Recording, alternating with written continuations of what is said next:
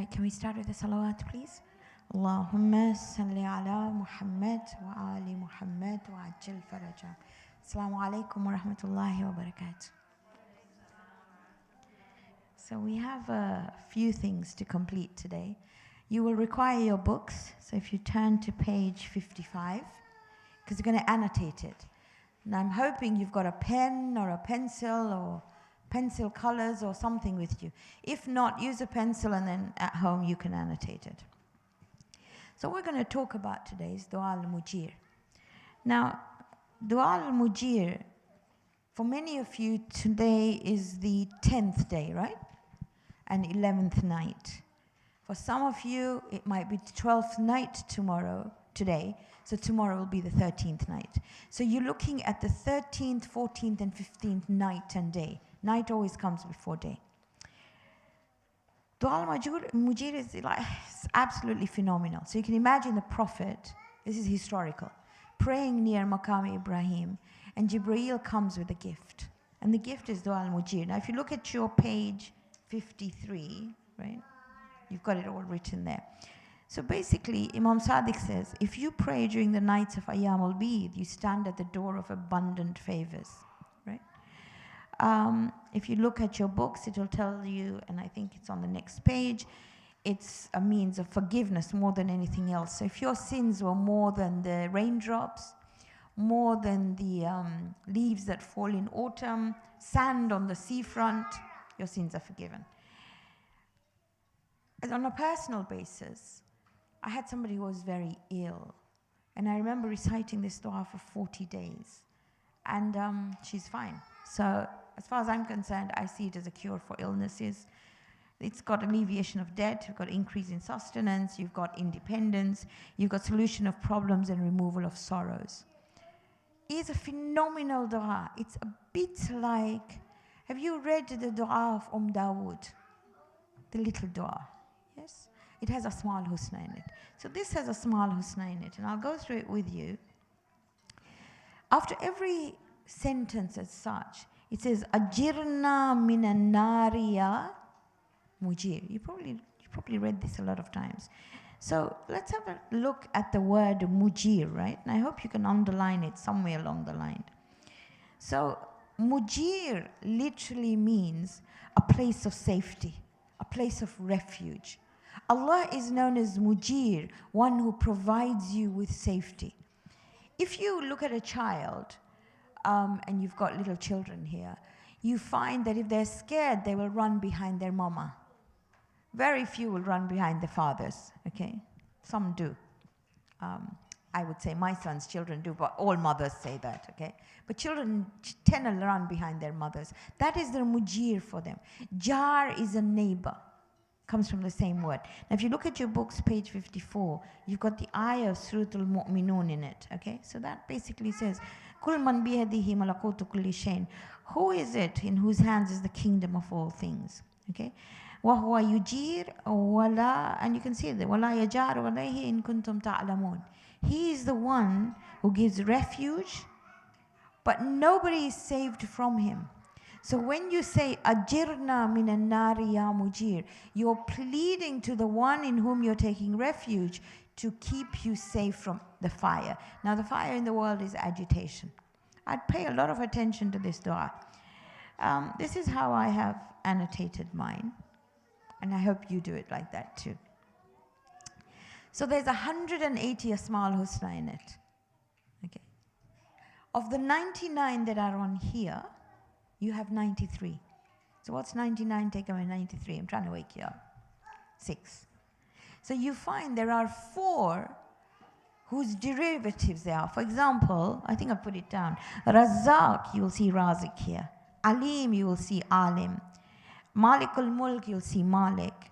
And Dhul Jalali wal Ikram, you'll see Jalil and Kareem there. Okay? There are 2 that are missing, Qabid and Basit. So I've gone through each one of these, okay?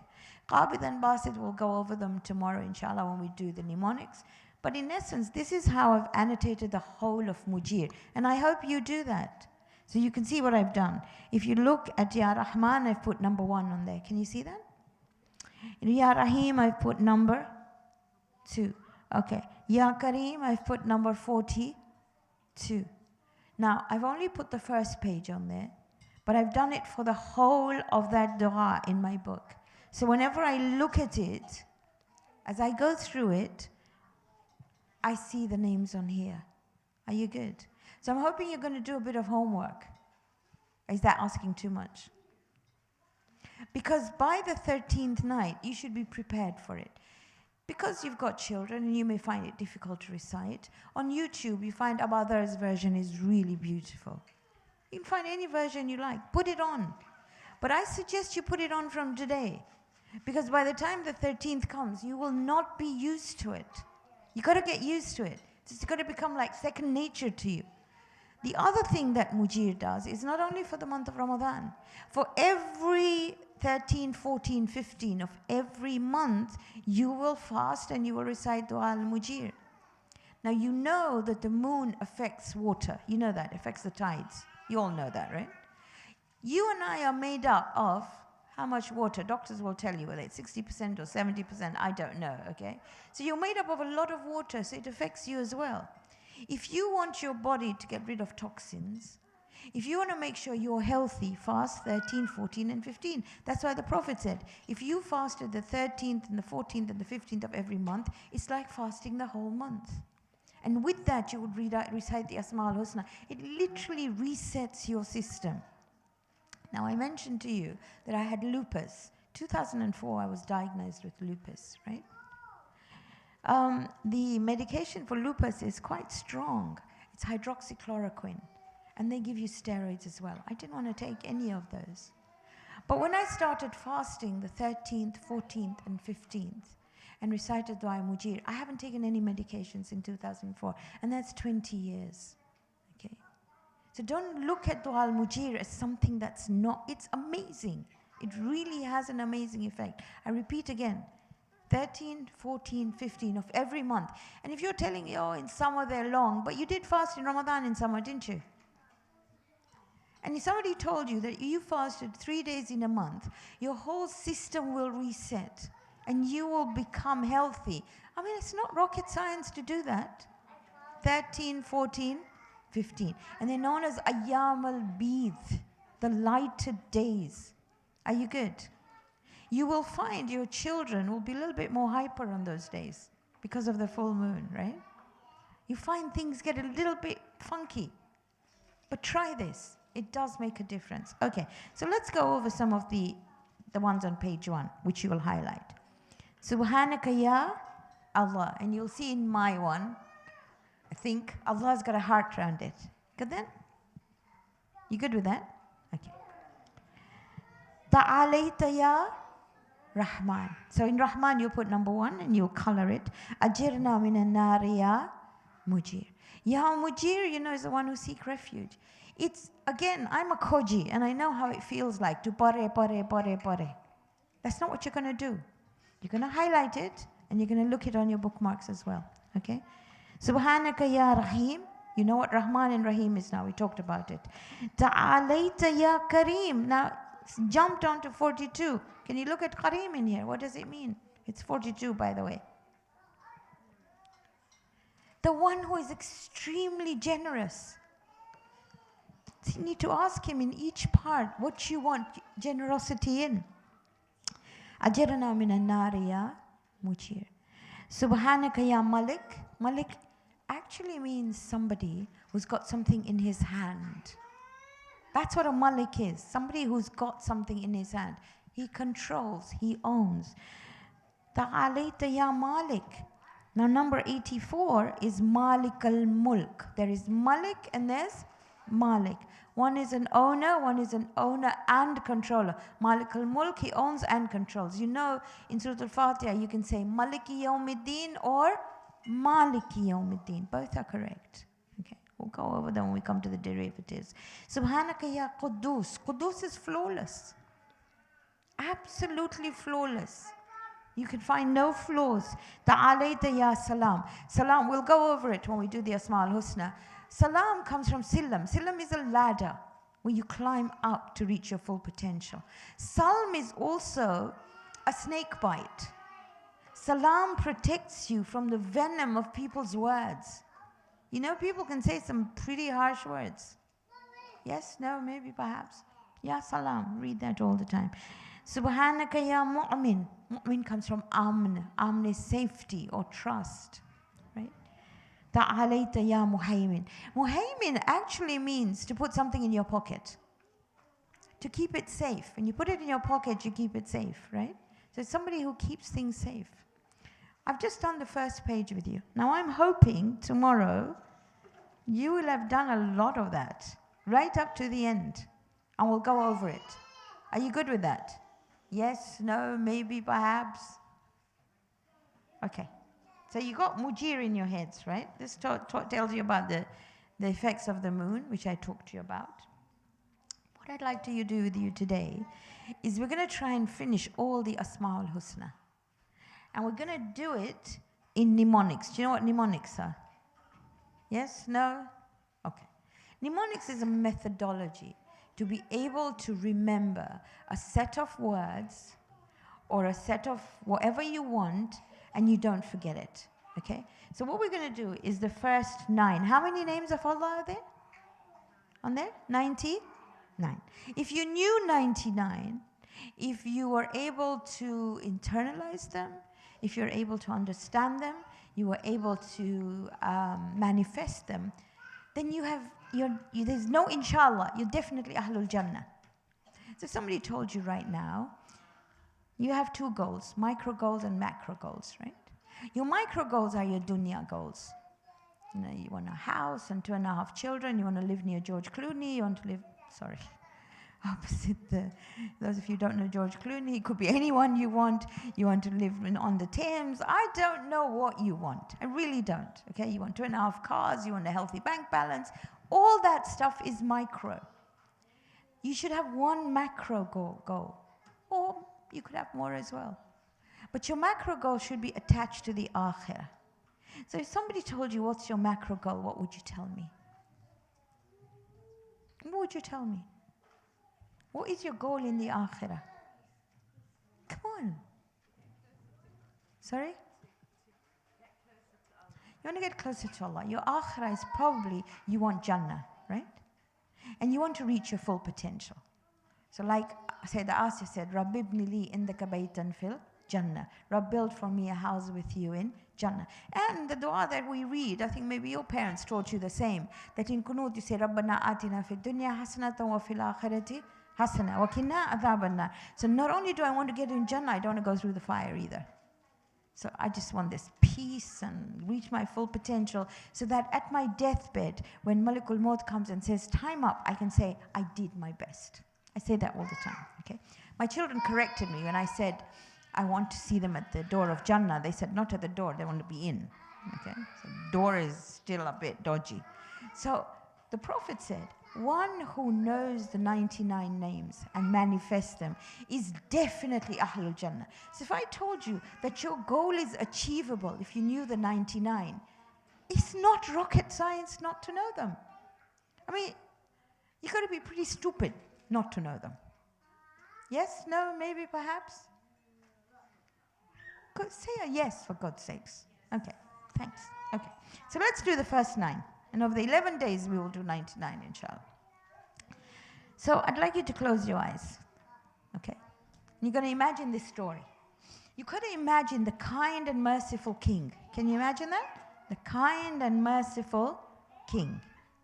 Now, this kind and merciful king, on his WhatsApp, he sent you holy, flawless salams. There was nothing wrong with them. The kind and merciful king sent you flawless salams. Are you good with that? What's the first 5? The kind and merciful king sent you flawless salams, or holy salams if you want. You like the word holy, it's up to you. Holy salams, okay?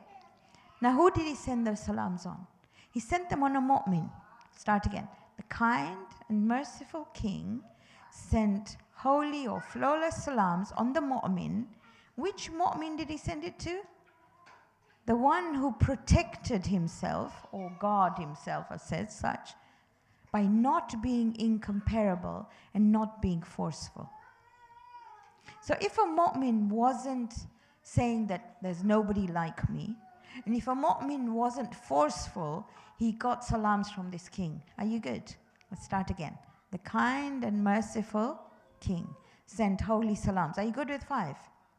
Which is Rahman, Rahim, Malik, Quddus, and Salam.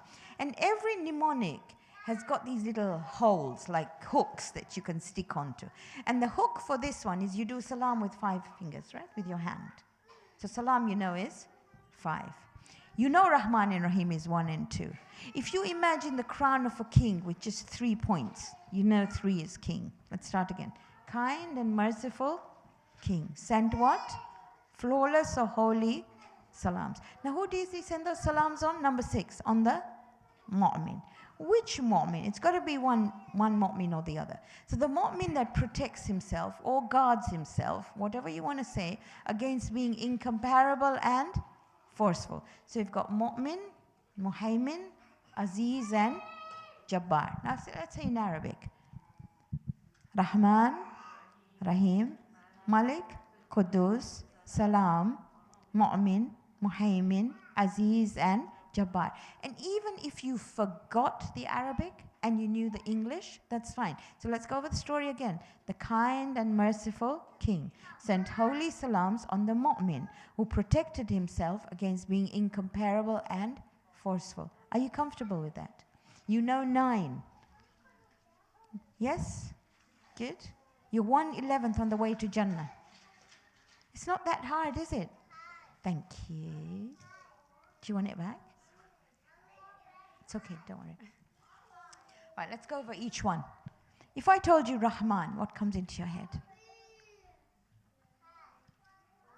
A dentist? That's fine too. But you know this is immediate. Now, now, now.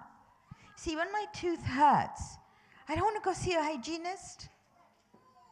I want that dentist. I want the emergency section in a dentist, and I just want them to sort me out. Are you good with that? So you want a dentist. So you want somebody who is immediate. You want somebody who does it now, and that's Ya Rahman. It needn't be permanent. It could be temporary, but I want the pain out.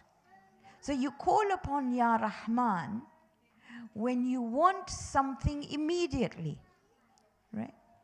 There is also an effect of Ya Rahman. Let's take a vaccination. Have your kids got vaccinations sometimes? And you have to hold them down, right? And that's painful. The pain of Rahmaniyat sometimes is painful, but the effect is long-lasting. Okay? So you could put it together with a vaccination if you want. Rahmaniyat is not always pain-free. Being Rahman is not always pain-free. You're Rahman towards your children, and you can be a pain to them. Do you know how mothers go on and on and on and on? Yet, they're telling you is Rahmaniyat. Does that make sense to you? Yeah? Don't worry. Please don't worry. That's what the classes are here for. Okay. So Rahman is basically somebody who is immediate, somebody who might be temporary, but someone who doesn't pick and choose. So if I went to A&E, it doesn't matter whether I'm a private patient or a public patient or whatever, whichever doctor I go to, they will take me. Rahman applies to everyone. Doesn't matter who you are. He is Rahman to you. Thank you. Okay, so the next one is Rahim. Are you good with Rahman? Yeah. Rahim is extra kind to those who subscribe. So just like the hygienist will not see you if you do not book an appointment, and if you do not subscribe to her, she charges you or he charges you. You know that, don't you? Right? So Rahim, you have to subscribe to them. You have to be charged for it. But Rahim is permanent and Rahim is continuous. Okay? So Rahman, immediate. Rahman, applicable to all. Rahman doesn't look at what is there. Rahman may be temporary. But Rahim, you have to subscribe, and Rahim has to be continuous, and Rahim is amazing. And if you look at in the context of believers, Rahim is an extra mercy to those who believe. So that is why when you do a dua, you say, Ya Rahman, Ya Rahim bihaqqi bismillahir rahmanir rahim. Let's start again. Ya Rahman, Ya Rahim bihaqqi bismillahir rahmanir rahim. Are you good with Rahim? So you want something continuous. So I want my children to be continuously good kids. So I will use Ya Rahim all the time. And I give them milk, water, whatever you give them, food. Ya Rahim all the time, right? Okay. Next one, Malik. Malik is an absolute owner, one who controls as well. I say I own my head, but when my head hurts and I say, please get better, it doesn't listen to me. It refuses to listen to me. I take paracetamol, I take ibuprofen, whatever, it will still not listen to me. While this Malik, the one you and I are talking to as far as Allah is concerned, my goodness, he owns and he controls. Nothing can overcome him. So when I'm looking at when I'm feeling a bit weak, when I'm feeling people are looking at me, not giving me the due respect that I'm there, even children, Ya Malik. I'm told children these days, and I have grandchildren of my own, they're a little bit, what do your kids call them? Assertive. And you're really proud that your kids are assertive. I'm not. Okay? I don't understand. To me, assertive is rude. So if a child were to come up to me and say something, Ya Malik, because it's very hard to tell other children off, right? So you've got to say it in the right way. Teach them to say Ya Malik. You say Ya Malik as well. I talked to you yesterday about the young lady whose son is 15, by the way, was actually quite aggressive. What do you do then? How do you tell a child at 15 not to be aggressive? So Malik is a good one to read. Right, Quddus is flawless or holy as such. Does anybody know of a mosque that is known as Al-Quds? Where? Thank God for that, in Jerusalem, right? That's holy because the Quran talks about it in Surah Al-Isra. Look at your phones. Surah number 17, Ayah 1. Can you have a look at it, please? Let's have a look. Got Surah Al-Isra? I haven't got my... Right, Surah number 17, Ayah number 1. What does it say? Subhanalladhi asra bi'abdihi layla min al-masjidil haram ila al-masjidil aqsa alladhi barakna hawlahu linuriyahu min ayatina. So, he took his abd by night from Masjidul Haram to Masjidul Aqsa. And then what does he say? He blessed the area around it. That's why it's called Quds. Quds is holy. Quds is flawless, right? And you've got the reflection there. Distance me from my sins just as you distance the east from the west. Purify me like a white robe is purified of dirt. That's Quds. Right? Okay. Salam. I talked about salam to you. Your 5 fingers, you know number 5 is salam. Silam is a ladder.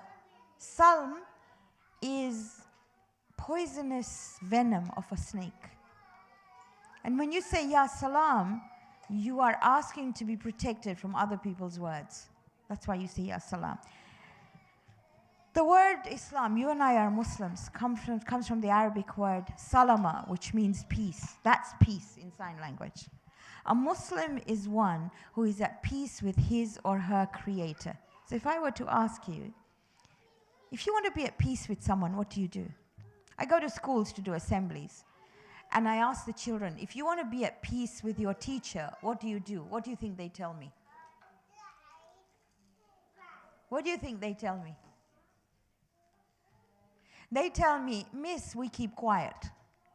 And I tell them that's not their answer. If your teacher was asking you a question, would you keep quiet? No. So what is the answer? How am I at peace with you? If you want your child to be at peace with you, or you to be at peace with your child, you want your child to do what you say. So to be at peace with Allah, you need to be able to do what He says. How do I know what He says? He doesn't come and whisper in my ear. He's provided me with 2 bits of guidance, the Quran and the Ahlul Bayt. And if I don't follow that guidance, I cannot be at peace with Him. That is what salam means. When you and I say salam to each other, you're actually saying, the moment I say salamun alaikum or salamun alaiki or whatever I say, I am saying from now on, everything that was in the past has gone. It's over. When you hold somebody's hands, you're told that your sins fall off. When you hug somebody, all the sins are removed. Please hug people when they say salam. Hold their hands and say salamun alaikum. Not salam from a distance, you know, hi. Not like that. Okay, good. Mu'min. Mu'min comes from amn, trust, faithful. So number 6 is mu'min.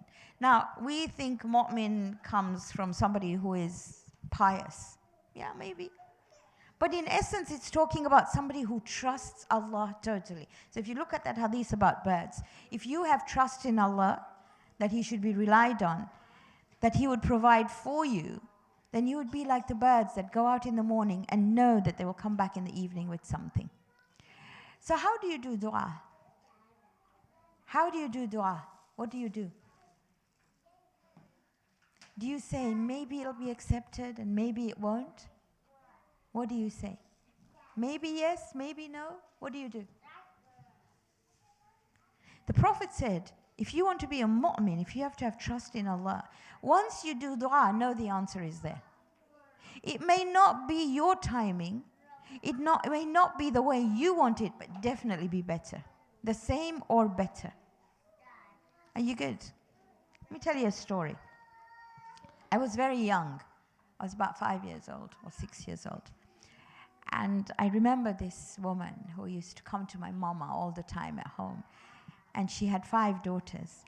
And she would say that, you know, please pray that I have a son. Because she had 5 daughters. She wanted a son. She had a 6th daughter, and a 7th daughter, and an 8th daughter. And then she came to my mama, and I remember that time when she had 8 daughters, and she came to my mama, and she said, God's not listening to your du'as. Force His hand. I want a son no matter what. Now, this is just me as a child remembering her saying that. And I remember her coming and saying, force His hand. I don't know why they came to Mama, but they used to come to Mama a lot. And Mama said, that's not good. You have to say, if it's good for you. That's what I've been taught. And she would say, no, force His hand. I still remember the year after when she came. She had her baby at 9 months, but her baby was strangled by the umbilical cord, and he was a son. Okay? And I remember her words. I'm not saying that's going to happen. All I'm saying is that she said to my mother, and I still remember her words, she said, I forced His hand, and I lost my son. Okay? So whenever you ask Allah for a dua, ask, but always say, if it is khair for me. And know that the answer, that's what mu'min is about. Trust that it's always going to be there. Prophet Musa, I talk about him all the time. This is where this comes in. Firaun behind him, yes? He's with the Bani Israel. Do you know how many Bani Israel there were? How many? Some estimates put it at over 1 million. Let's take whatever amount you want to take. 1,000, 10,000, 20,000, they're at the sea. Firaun's army is behind them. A person whose army is so powerful that he's oppressed them for years on end. And they come near the Red Sea. Behind Firaun, in front the Red Sea. Surah number 26, ayah 61. Inna lamughrikun. We're done, we're gone, we're finished, they said. And he said, Kalla inna ma'aya rabbi sayahdin. No. Inna ma'aya rabbi sayahdin. That's what mu'min is about. My Rabb is with me, He will guide me. Don't take Allah's job of how. How is His problem? Your problem and my problem is to ask and then to leave it up to Him. Do your best, definitely. But can you imagine Musa? Did he know the sea would part? No.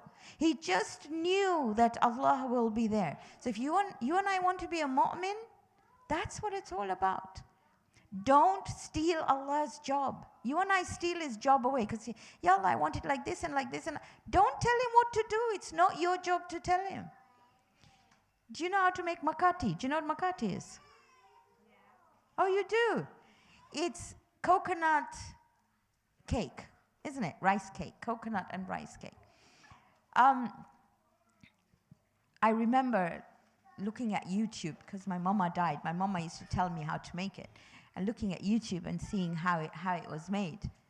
I still didn't know how to make it. So I called somebody I know very well, because she makes them so beautifully. And I said, look, I got proper recipe. It's on YouTube.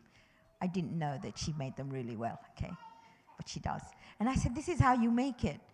She said, I've been making them for years. Don't tell me how to do it. That's exactly the same principle. Don't tell God how. Tell him what. That's it. Just sit there and ask for the impossible. I've said this 100 times. That's what a mu'min does. What did Prophet Zakaria ask for? A child. How old was he? 90, 75, whatever. His wife had never had children. Yukabit, when she threw her baby, what did she ask for? A baby to be safe. Did she know a baby would be safe? In enemy hands. 2 mothers. Not even 1 mother, 2 mothers. Who else? Give me an example. Come on, quickly. Maryam. Child. Did she have a child? Did she get married? No, she has a child. She was so petrified. She's going to the townspeople and she's thinking, I don't want to do this. She's going with a child and she's thinking, oh my goodness. But when they ask her, your papa wasn't a bad guy, your mama wasn't a bad woman, what have you done? Look at the trust. فَأَشَارَتْ إِلَيْهِ. She points to the child. That is mu'min. I'm trying to express to you in Laylatul Qadr, don't hold back. Ask for the impossible. Don't say, well, I can't do this and I can't do that. Of course you can. Are you good? Okay. Muhaymin. Muhaymin is actually putting something in your pocket. You know when you put something in your pocket to keep it safe, right? It's got to be a pocket that sort of works well, right? Not the normal ones. Muhaymin may be a guardian, but it's pocket. But the way my papa taught it to me when I was very young was I used to be scared of the dark. My papa used to tell me, imagine, and in my bedroom he put a big picture of the Kaaba. And he said, every time you're scared, look at that Kaaba and imagine that it's grown hands and it's hugging you. And that's Muhaymin. Muhaymin is being hugged by somebody who will keep you safe. Do you know a hug does a lot of things these days? Do you know that? All right. No, you don't. Oh, dear. Okay. What is the hormone or what is the chemical that is produced in your body when you get a hug? Are you serious? Is it dopamine or is it oxytocin? Oh, thank God for that. Okay.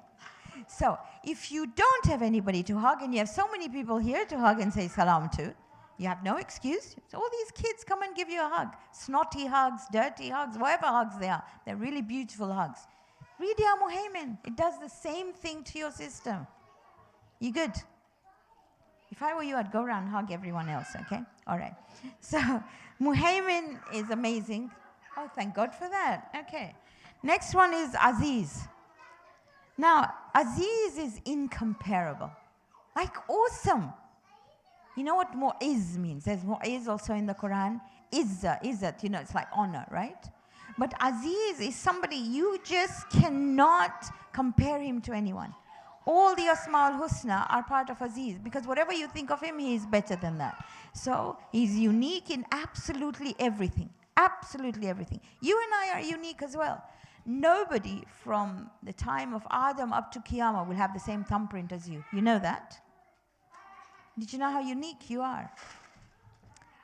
From Adam to now, if he didn't want you here, you wouldn't have been here. So you're really, really important, part of this massive jigsaw puzzle. So Aziz actually reminds you of that. A person who is Aziz in a town, as I put in here, was somebody that not only is the best, but leads others to their personal best as well. Gives others confidence as well. That's why they were known as Aziz. Do you know what Quran calls Aziz? Who did Quran call Aziz? He was made the Aziz of Egypt. Prophet Yusuf. That's right. Absolutely right. So read Aziz to become independent. Okay? Oh, and this is my favorite one. Jabbar. I talked about it again and again yesterday, but I'll repeat it again. Jabbar, although it's scary because it's forceful, a Jabbar forces repair, absolutely forces it. Tyrants are known as Jabbar, but this Jabbar is different. When it comes to Allah, He is one who forces you to get better. He insists that you get better. Okay, so Ya Jabbar, every time you feel sick, every time you feel something is broken, especially it's something that's broken inside. Outside it's quite easy to repair. You've got it down there in your benefits of zikr, I think. I think it's down here, where the scholars would say, Ya Jabir al-Kasir. If you want to talk to Allah as far as your heart is concerned, you can write this down. Ya Jabbar ujbur kalbi. Can you say that? Ya Jabbar ujbur kalbi. Hold my heart together. The older you get, you're still very young, you get more tearful and more sensitive. And when somebody says something, you burst into tears. So, Ya Jabbar ujbur kalbi. It's very hard to pretend. Are you good with that? Okay. Ujbur kalbi. U-J-B-U-R. Kalbi, Q-A-L-B-I-Y. So, I'm going to go through this again. So, you remember that mnemonic. So, you know 9. How many have you got left? Come on, 99 minus 9. 90. 10 more days. Okay, let's start again. Yet the kind and merciful King. Close your eyes. It's the only way to do it. The kind and merciful King sends flawless or holy salams. Are you good with that? Rahman, Rahim, Malik, Quddus, and Salam. Who does he send those salams to? Number 6, the Mu'min. Which Mu'min? The one who protects himself. Which was? Muhaymin. Protects himself against 2 things. From being Aziz and from being Jabbar. Not the Jabbar that God had, but the Jabbar of the tyrants. Are you good? Let's go over those 9 again. Rahman, Rahim, Malik, Quddus, Salam, Mu'min, Muhaymin, Aziz, and Jabbar. You see, we've all got to go to Jannah together. Otherwise, it's going to be a pretty lonely place without Stanmorians. Are you good? Great. Okay. Take people with you. Right, I've got a little bit of time. Do you remember Surah Al-Duha? And I said today we would start Surah Al-Inshirah. You remember that? Yeah? Okay. So hopefully you've got your Qurans and you've got Surah Al-Inshirah. There you go. Surah Al-Inshirah, I told you, it was like climbing a mountain. It's like inhaling divine truth, like the fragrance of divine truth. A different fragrance altogether. Okay? If you read it 11 times after Fajr, it will make things easy in your life. So after every Fajr, just make it a practice. 11 times Surah Al-Inshirah. And you remember I explained Shara to you yesterday. So I'm going to tell you a little bit about, I told you it's literally about mountain climbing. About 2 years ago, I climbed Mount Kilimanjaro, okay? I'd never done any practice runs, nothing. So my 24-year-old wanted to climb Mount Kilimanjaro. And her father said, she's not going on her own, you're going with her. I said, I ain't got a clue. I woke up every morning in Moshi, town on the foot of Mount Kilimanjaro. I was born there. And I looked at this mountain, and you want me to climb it? He said, yes. So I said, okay. I haven't got a clue because he didn't want the toilets in Mount Kilimanjaro, right? He prefers his comfy toilets. He's probably listening as well. Anyway, so had to climb this mountain. When I got to only about 1,000 feet, so we got to the snow a bit, I couldn't breathe. I had altitude sickness. So that was just a little bit. And I remember the guides with us. They said, they call you Mama. I said, Mama, it's only a little bit, Mama. And I said, I don't want to die here. Because every time we were climbing up the mountain, they would say, when people die here, we just leave them. And I thought, I don't want that. I want to go to my dad down there. My dad's buried in Moshi, okay? So literally, it was one hut. And he said, Mama, you stay here. I have some antibiotics. Go down a bit and come up a bit. I said, I'm not doing that. So that is when Surah Al-Inshirah kicks in. So imagine a place where you just find it difficult to breathe. Now the Prophet here is looking. It's difficult for him to breathe. He's hyperventilating. Why? Because he's thinking, how am I going to convey the message of the Quran to these people? These people who buried daughters alive, these people who, if you did not match their social status, they would chuck you out. And he's thinking in himself, how am I going to do it? It's hard. Remember, duha was comfort as well, right? This is comfort as well. So let's start with sharha. So all I need you to do is think about mountain climbing and think about the task in front of the Prophet, okay? So let's start with the first ayah. Do you know the first ayah? You should know it. Alam nashra laka sadrak. Let's go it. Alam nashra laka sadrak. Alam, have we not? Nashra, have we not stretched? Have we not expanded for you? Sadr. Imagine your heart. Imagine your heart is in a treasure chest. And then that treasure chest is inside your body. Right? Alam nashrah laka sadrak. So you have your heart. It's inside this treasure chest. I know chest is quite difficult to say. So sadr is that heart inside that treasure chest. So the treasure chest is the sadr. He's saying, have we not make it bigger for you? Now, when you have difficulty breathing, you need your lungs to expand a bit more. The ideal for that, ideal for mountain climbing, is we wanted to climb Kilimanjaro in 5 days, which is a stupid thing to do. You should take at least 12 to 15 days if you're ever thinking of going, okay? It should take you a long while. But we tried to do it quickly for whatever reasons there were. So here you're saying, get used to it. Aste, shwaya, shwaya. How many years did the Prophet take to convey the Quran? How many years? 24. How much time did it take for it to all come to his heart? 1 night, Laylatul Qadr. So he's thinking of this whole Quran in his heart. How am I going to do this? What does the Prophet, what does Allah tell him? Alam nashrah laka sadrak. We have made that chest big for you. You're able to breathe. We've stretched it for you. It's not going to be told to them in 1 day. It will take 24 years. It'll be all right. You'll do it. Right, what's the next ayah? وَوَضَعْنَا أَنْكَ وِزْرَكَ. Okay, wizr, it's a burden, something that is so heavy. He had a task to do. He wanted to do that task. His task was to make sure that every human being would reach their full potential. And he's looking around him and he's seeing these human beings and he's thinking, how am I going to do this? And Allah is saying, وَوَضَعْنَا أَنْكَ وِزْرَكَ. Okay? So wada'a is to put down. Put it down. I'll take it for you. I'll help you do this.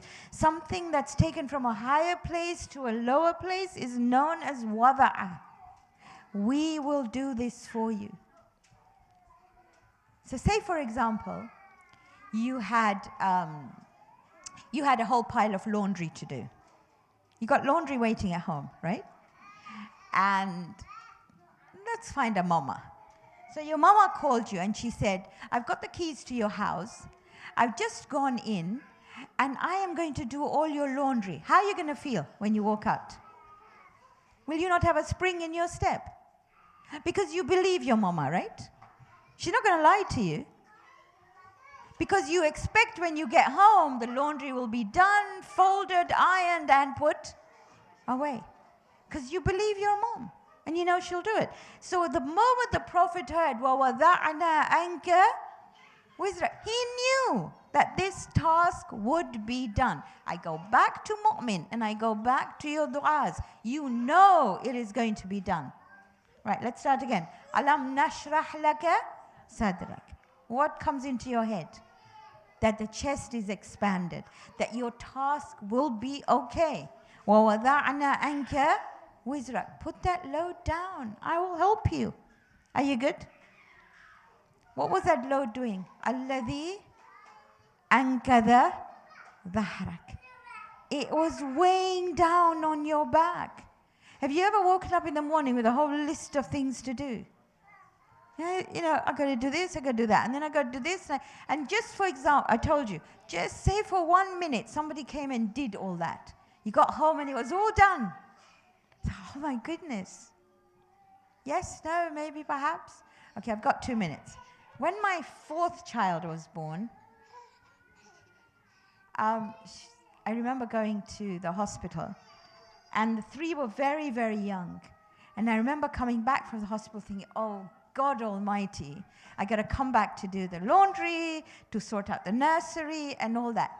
The table was laid, there was food on the table, the nursery was all sorted out, and it was a cousin Barbie. Do you know a cousin Barbie? A cousin sister-in-law would come in the house, would sorted it all out, laid it all out, and made it all available.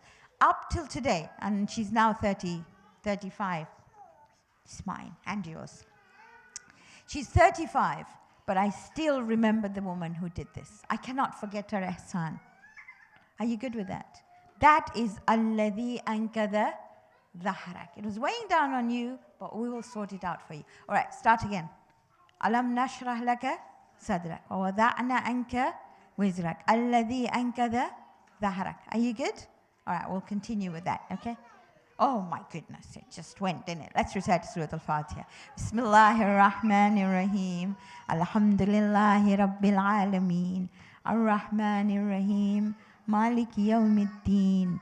إياك نعبد وإياك نستعين اهدنا الصراط المستقيم صراط الذين أنعمت عليهم غير المغضوب عليهم ولا الضالين صدق الله العظيم. Close your eyes, ask Allah to give the thawabs to all the marhumin, especially those of your family, those who are ill and those who are in trouble. لي خمسة أطفي بها حر الوباء الحاتمة المصطفى والمرتضى وأبناهما والفاطمة. Right.